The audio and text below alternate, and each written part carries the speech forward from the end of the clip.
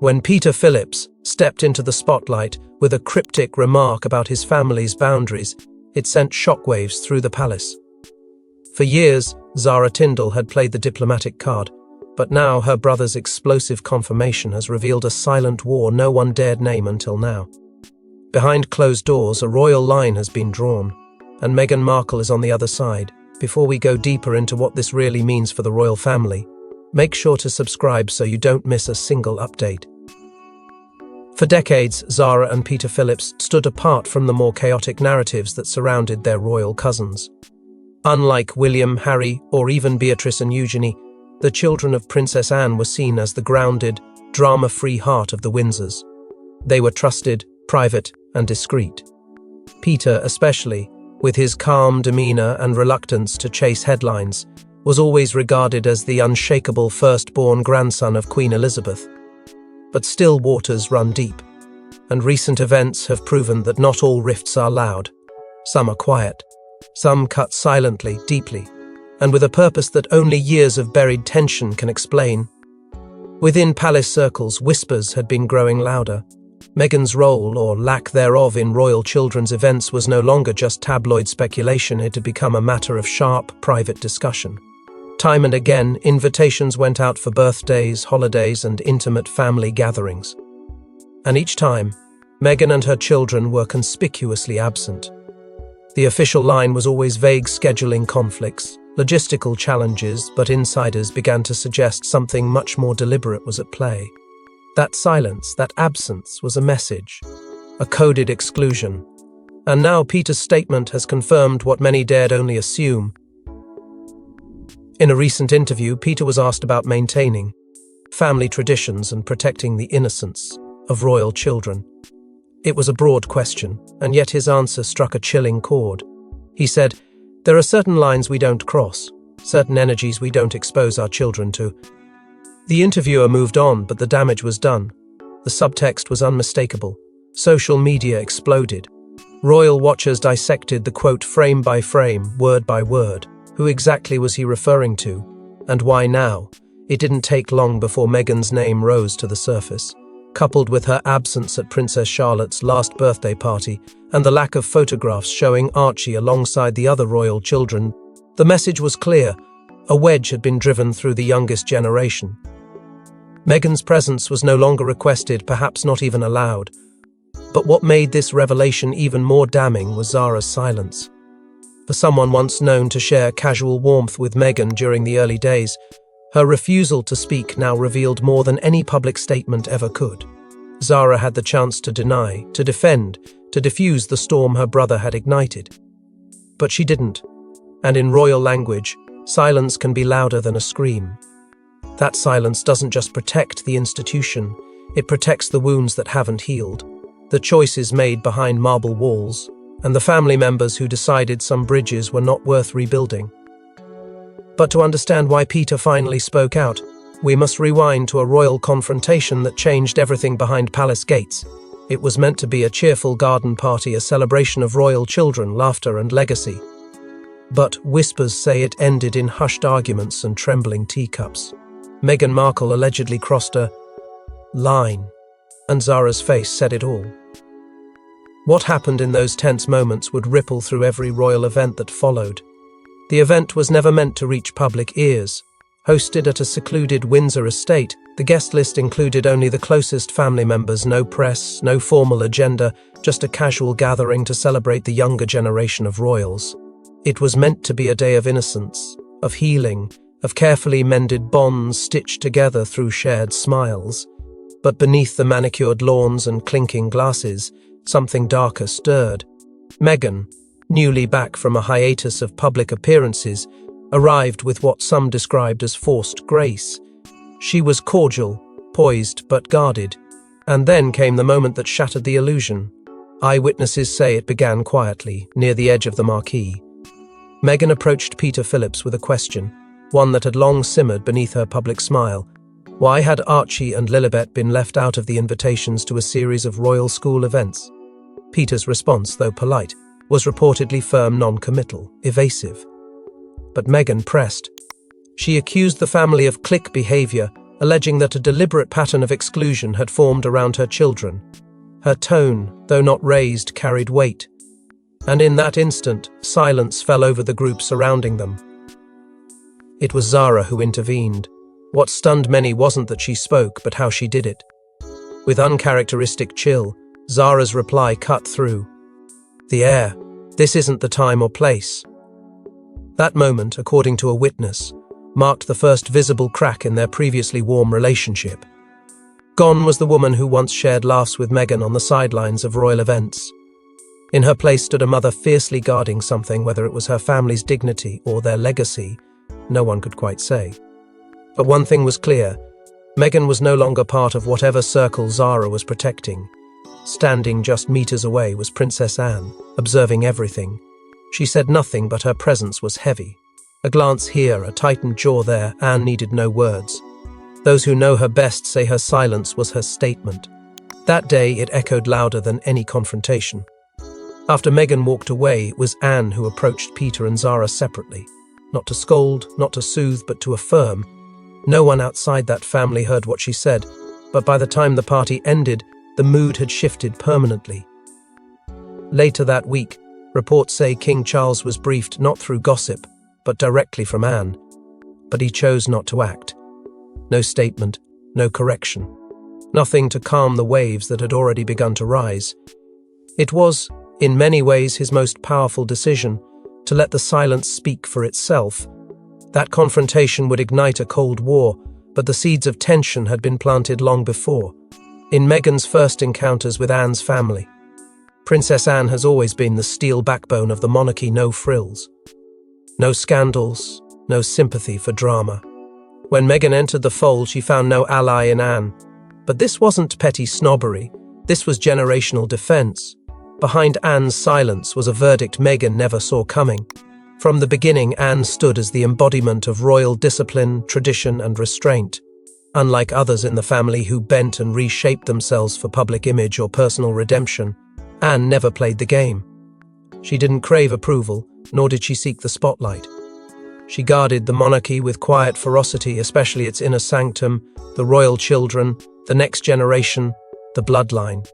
So when Meghan Markle arrived with Hollywood headlines and camera flashes in her wake, Anne's posture was not one of hostility, it was one of defense. Not just for the crown, but for what the crown was meant to preserve. It wasn't personal, it was legacy. Behind the palace gates, Anne watched the Sussex drama unfold with measured eyes. To the world she said nothing, but to those closest to her, Zara, Peter, even Charles. Her sentiments were clear in every glance, every pause, every decision. She had long held the belief that royalty was not a performance, but a responsibility. Meghan's approach, filled with personal narratives and public emotions, clashed violently with Anne's generational code. The moment of confirmation came not with words, but with distance. Anne's presence at family events remained consistent. Her invitations to Meghan, noticeably sparse. Eyewitnesses recall a particularly icy moment at Trooping the Colour, when Anne, usually warm and casually conversational with family, offered Meghan only a curt nod before redirecting her full attention to the younger royals. It was brief, but unmistakable. Not cruel, not dramatic, just absolute. It was the kind of gesture that said, "I see you, but I do not accept what you bring." From that point, Zara and Peter began to shift as well, slowly, carefully, but undeniably. The children of Anne, ever loyal to their mother's silent codes, began mirroring her restraint. It became clear in the months that followed. Invitations to smaller family-centered events didn't include the Sussexes, not out of loud protest but quiet curation. Meghan's name began disappearing from group messages, planning emails, private invites. What looked like a calendar oversight was something more deliberate, a subtle erasure under the guise of family boundaries. Anne didn't need to issue formal bans. Her influence moved through the family like a cold current, shaping choices, defining circles. And it worked. Meghan found herself outside, not because she was pushed, but because the doors quietly stayed shut. One insider recalled an offhand remark from Anne during a Windsor luncheon.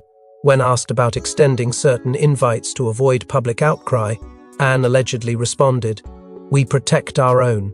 It was a sentence that held centuries of royal instinct, sharpened by scandal fatigue and the instinct to preserve. And in that one line, Meghan's exclusion gained its justification. Anne didn't see her as one of their own. Not truly, not deeply, not enough to be trusted with the future of the family's children. But while Anne kept her distance, it was Peter who became the first to enforce that unspoken family law, and it would come at a cost. He was always the quiet royal, the one who played by the rules, but that changed. Peter Phillips made a decision that shocked even his closest friends. No invitations were sent, no explanations were given. Meghan, Harry and their children were left off the list. The message? You're not welcome here. It was meant to be an innocent celebration, a gathering of royal cousins, a few childhood friends, balloons and laughter echoing through the Windsor estate.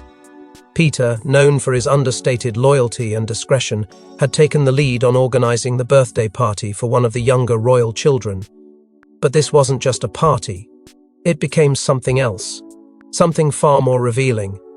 Beneath the carefully curated smiles and polished event planning, a silent line was drawn. And for the first time, that line wasn't invisible.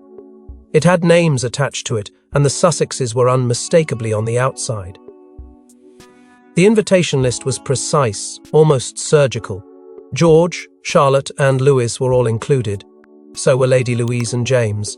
Zara's daughters were at the centre of it all. Even Beatrice and Eugenie's children received their royal summons. But Archie, and Lilibet? Nowhere to be found.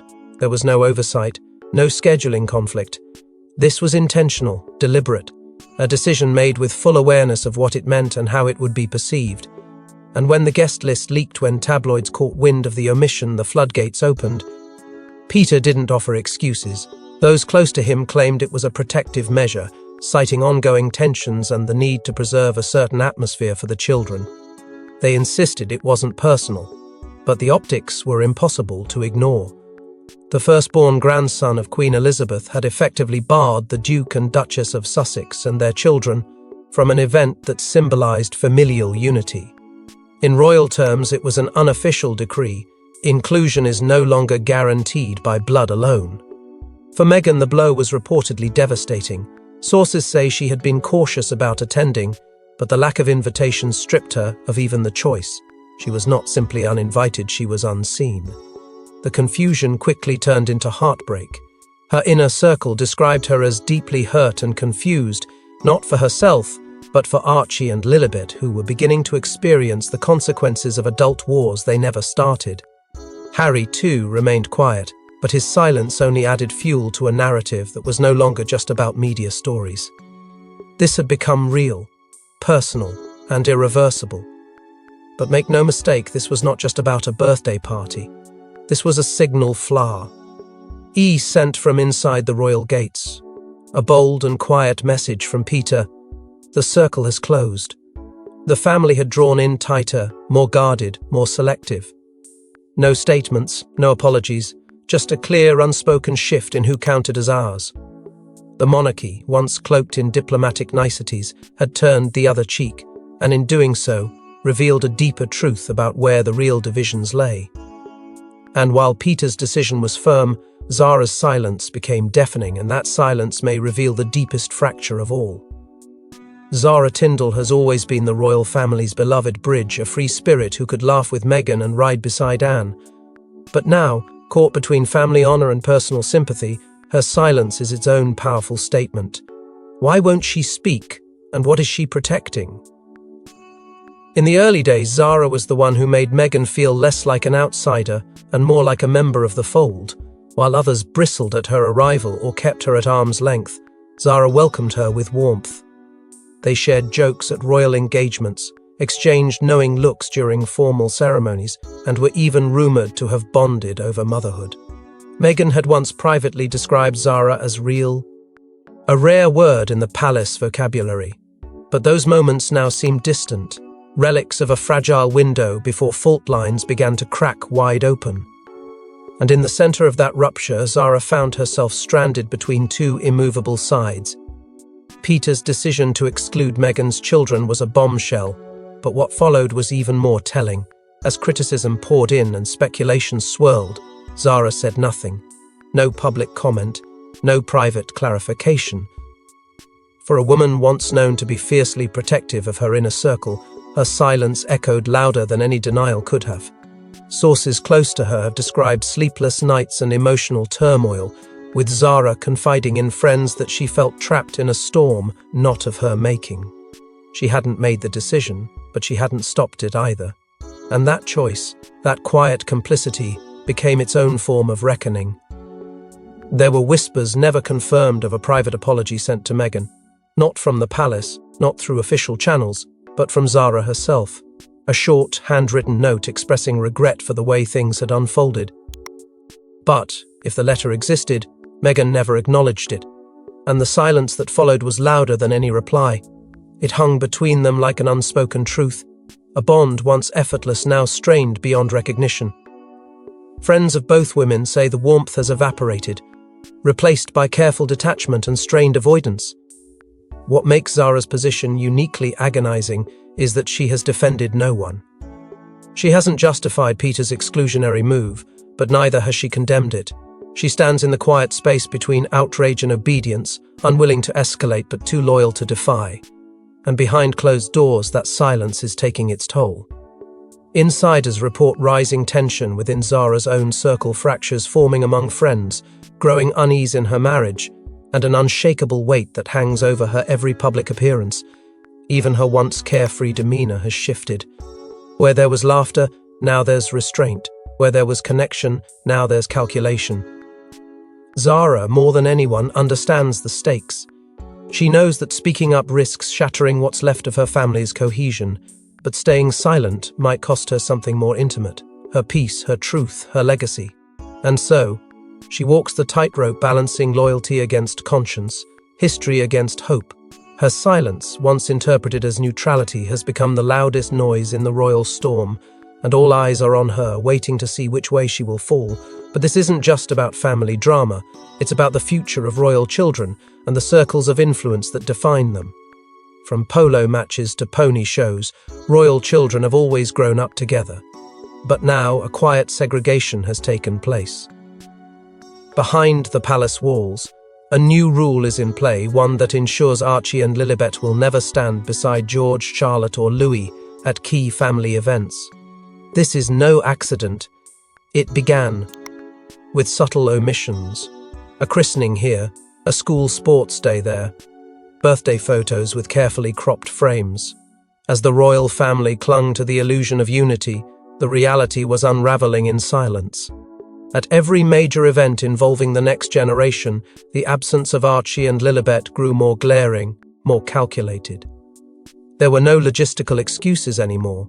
The split wasn't due to geography, scheduling, or strained adult relations. It had become a new protocol, a redefined circle of heirs, drawn with precision and guarded with quiet fury. That circle, insiders say, is no longer guided by titles alone but by trust. At its center are George, Charlotte and Louis. Surrounding them are Lady Louise and James, and just beyond, Zara's daughters and Peter's girls. Together, they form the protected group, children shielded not just by blood, but by loyalty. It is Anne and Peter who now oversee the guest lists for these gatherings. They set the tone, draw the lines and decide who gets close. Their authority may be unofficial, but it is respected and enforced. Security and optics are the words used publicly. Royal sources will claim Archie and Lilibet's exclusion is for their safety, or to avoid media chaos. But those close to the family speak of deeper motives. There is a growing belief that the Sussex children belong to a different world now, a world shaped not by crown and duty, but by narrative and disruption. Meghan and Harry's choices to speak out, to document their grievances, to challenge the firm those choices have consequences, and the consequences are now being passed down to their children. The divide is even being reinforced through education.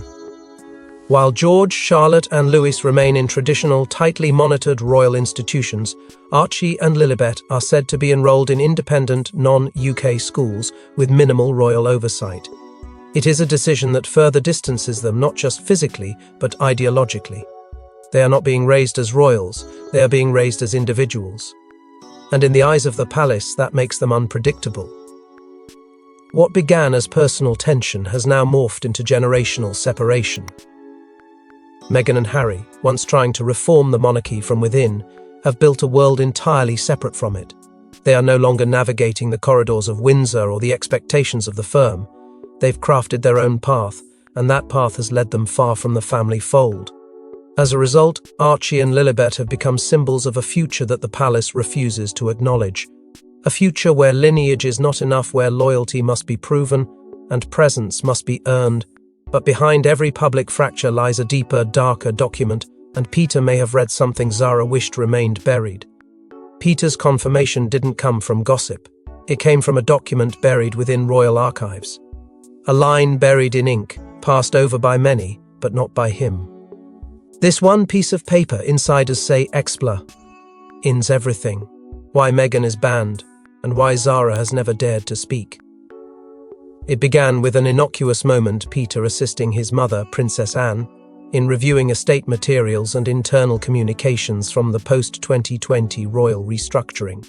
What was intended to be routine turned into revelation. Among folders coded with royal insignias and protected by layers of discretion, Peter came across a memorandum dated months after Meghan and Harry stepped down.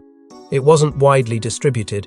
It wasn't even discussed beyond a select few, but it existed. And what it contained was a quiet manifesto on who would be included and who would be kept at arm's length in future royal affairs involving minors.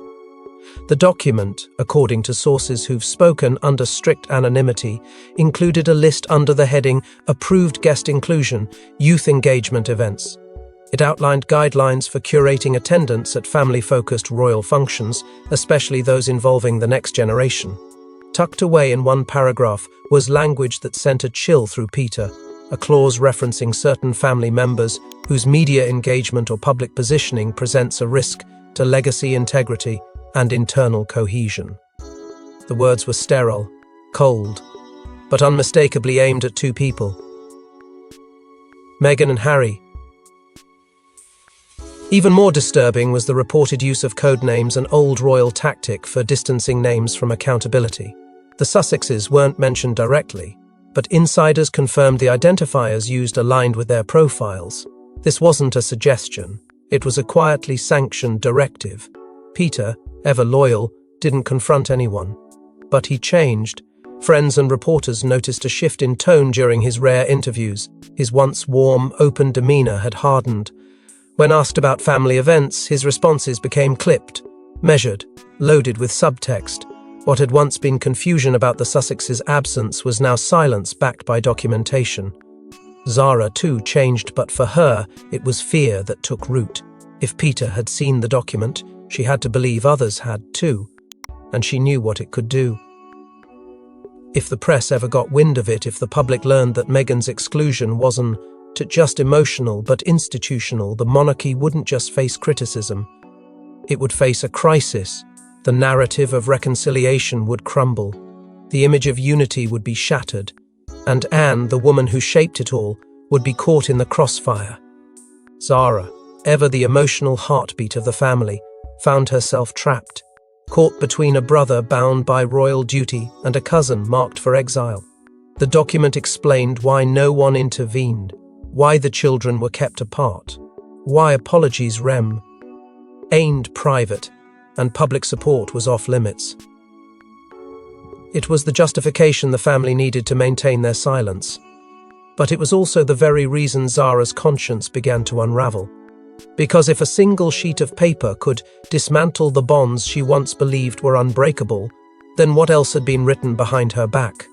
But in every royal tragedy, there's one final act, and it may come not from Peter, Zara, or Anne, but from Meghan herself.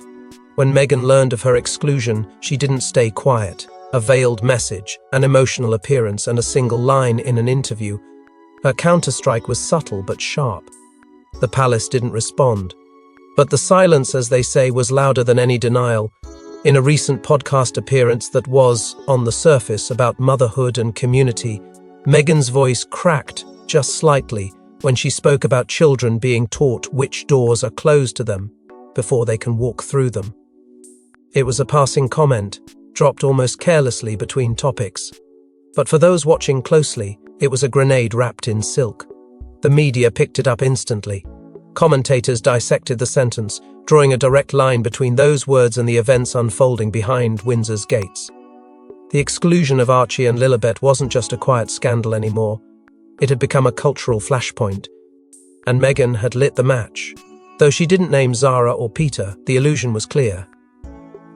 And in true Sussex fashion, the ambiguity only made the statement more powerful. There was no denial from the couple's spokesperson, no clarifying statement, just a deliberate, piercing silence that hung in the air like a challenge. It was the same strategy they had used in the past: speak softly, imply deeply, and let the headlines do the rest. But this time, the damage struck closer to home. For the first time, the divide wasn't just between Meghan and the monarchy, it was between cousins who once shared holidays, laughter, and the promise of unity.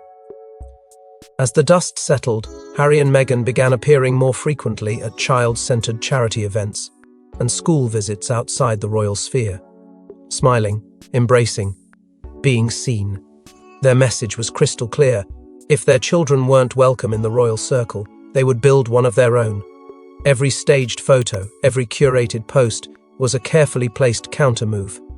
They were not retreating, they were reclaiming. And the impact ripple aired straight back to Windsor. Behind the scenes, there were whispers of a message Meghan had sent directly to Princess Anne. A final attempt, not through official channels, but something more personal. A letter or voicemail, reportedly emotional, sincere, asking for understanding. But there was no reply. No acknowledgement, just another wall quietly built between them. Whether Anne's silence was intentional or simply in line with protocol, the result was the same. Meghan's outreach had hit a dead end. With every move, the press only grew louder. Headlines speculated about future royal events, who would be invited, who would be snubbed, and how long this silent war could truly last. Was a reconciliation even possible anymore? Or had the family fractured beyond repair? For some, it was a question of pride. For others, legacy. And for Meghan, it had become personal. She wasn't just fighting for her place anymore, she was fighting for her children's right to belong. As tensions reach their boiling point, only one question remains: what happens next when even blood can't bridge the royal divide? The House of Windsor stands on the edge, old loyalties cracking, new alliances forming, and the children caught in the storm. With Peter's confirmation, Zara's silence, and Meghan's veiled retaliation, the lines have been drawn. The monarchy will survive, but it may never be the same. Across the United Kingdom and far beyond, public perception has shifted. What once was viewed as a singular cable institution is now being dissected into factions, silent factions, but dangerous all the same. Peter's act was not interpreted as a personal stance, it was seen as a sign, a symbol of a deeper fracture. Zara's refusal to speak was not understood as diplomacy, but as quiet compliance. And Meghan's cryptic counterpunch exposed just how far the family was willing to go to protect an illusion of unity, while letting wounds fester beneath it. The audience, global and growing, is no longer blind. They see the machinery turning, the players calculating, and the children used as stand-ins for royal acceptance or royal exile. Archie and Lilibet are no longer just innocent heirs. They've become the symbols of what it means to belong or not belong in a family where bloodlines run deep, but favour runs selective. George, Charlotte and Louis, meanwhile, are protected under a different kind of light, the one cast by duty, preparation, and the quiet promise of a controlled future. And yet, the silence from the palace remains deafening. No statement, no comment, no correction. Because to speak would be to acknowledge, and to acknowledge would be to fracture the very image the firm depends upon, that of eternal unity. But beneath the surface, everyone feels the shift. The image of royal unity, once fortified by ceremonial precision and carefully staged family portraits, is cracking under the weight of selective exclusion and generational realignment. William and Catherine now bear the burden of representing not just modern monarchy, but its survival. Their decisions in the coming years will define the institution far more than their titles. And they too must choose where their loyalties lie, whether to the children of reconciliation or the echoes of division that still linger in every corridor of power. At the heart of this unfolding saga is Princess Anne. Her influence, quiet, commanding, and steeped in tradition, has left a legacy not etched in speeches, but in decisions. Decisions that now shape the boundaries of royal belonging. She was once called the most reliable royal. Now she may be the most consequential. Her hand never trembled, but its impact has rippled through time, through her children, and now through the future itself. In a monarchy defined by secrets, one thing is now clear: truth always finds its voice, even if it whispers through the lips of a son while a sister looks away. Thanks for watching. Please don't forget to like and subscribe, and we will see you in next one.